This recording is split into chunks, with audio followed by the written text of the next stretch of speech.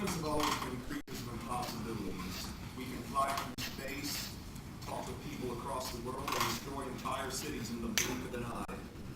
But I believe in a different impossibility. I believe that zombies are a very real and serious threat that most people are unprepared to deal with. Though many people believe that zombies do not exist, it's easy to see that they are a very significant part of our pop culture today. Entertaining as zombies are, they're also a great learning tool for not only a zombie outbreak, but any number of other natural disasters. Today, I will correct various Hollywood myths that have come up over the years. I will discuss the possibility of the existence of zombies, and I will address the measures that various institutions around the world have taken to prepare for zombie outbreaks. Hollywood has produced many zombie myths over the years, so I will start with one of the biggest myths, the chainsaw. The 2003 book, The Zombie Survival Guide by Max Brooks, is perhaps the most reliable source of zombie survival information to counter Hollywood myths.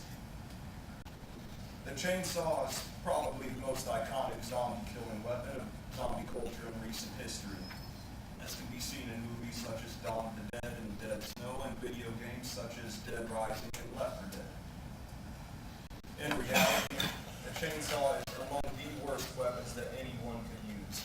They're noisy, they require fuel, they have many breakable parts, including the chain, which can cause injury, and they've increased the risk of infection by throwing infected tissue through the air. Just about anything would be a more suitable alternative to a chainsaw, but I personally would recommend a crowbar for several reasons. A crowbar is silent, it's durable, so you can bash a lot of zombies in the head that way, and it can be used outside of combat to pry open doors and anything else. Another weapon that you see in zombie films as an unstoppable death machine is the machine gun. However, just like the chainsaw, automatic firearms are extremely ineffective. Their rapid-fire capabilities make them relatively inaccurate and inefficient in conserving ammunition, so it's harder to get that headshot that way. A far superior alternative would be a semi-automatic rifle. They're extremely accurate, and they fire just one shot at a time, so you can conserve more ammo. When on the run, Hollywood would have you believe that a mall or a church is an ideal location, as can be seen in Dawn of the Dead. But once again, Hollywood is wrong. The mall is among the worst places to go. It's very hard to defend because they're built with lots of glass windows and doors. It's also where a lot of looters and zombie film fans are going to go to loot and for protection. And as a result, the zombies are going to follow the crowds there. They're going to follow their prey.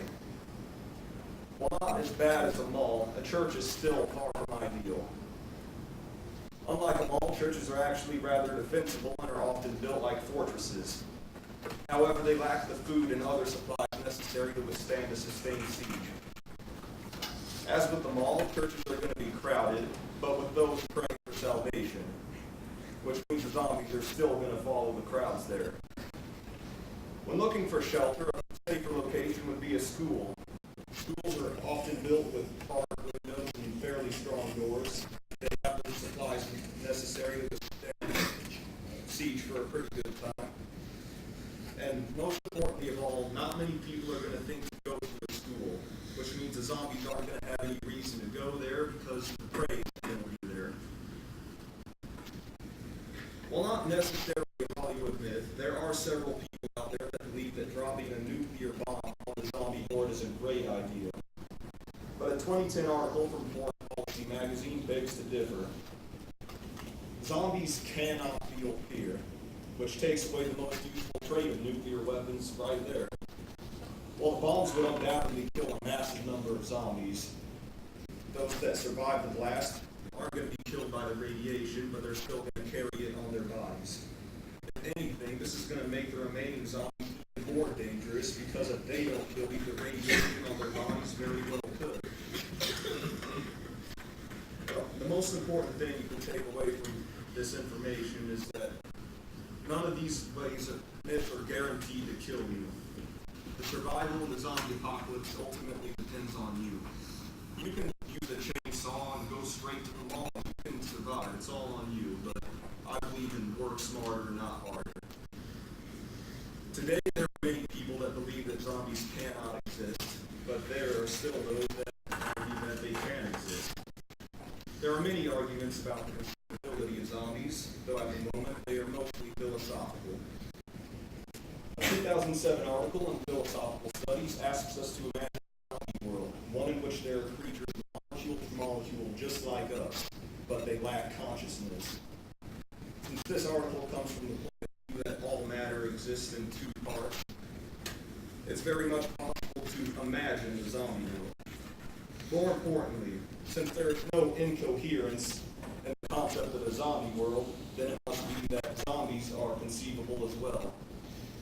In a similar 2010 article on philosophical issues, it is suggested that zombies can indeed exist. This article states that there is no difference between something that has consciousness and something that lacks consciousness. This philosophical view suggests that zombies could be among us right now, but we just don't know who they are.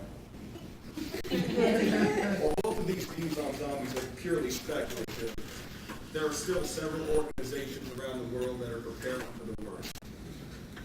Zombies are not only a major concern for the United States, but for the United Kingdom as well. According to The Guardian, a British newspaper, Bristol has released several details from the City Council zombie contingency plan. The cities define different levels of outbreak, ranging from simply being on the lookout to full-scale pandemic. They've also defined certain locations in the city where an outbreak is most likely to occur, and they have implemented code words to avoid panic while allowing staff to know that the zombies have arrived. And they also have annual training for the staff on anti-zombie measures. Unfortunately, this is all the information that has been released by Bristol, as the rest of the details have been deemed classified. Another organization that is taking steps to prepare for zombies is the Centers of Disease Control and Prevention. According to a 2011 article on the CDC website, people should treat the threat of a zombie apocalypse as with any other natural disaster. The article recommends stocking up on food and medical supplies ahead of time and having a plan of action in case staying at home becomes impossible.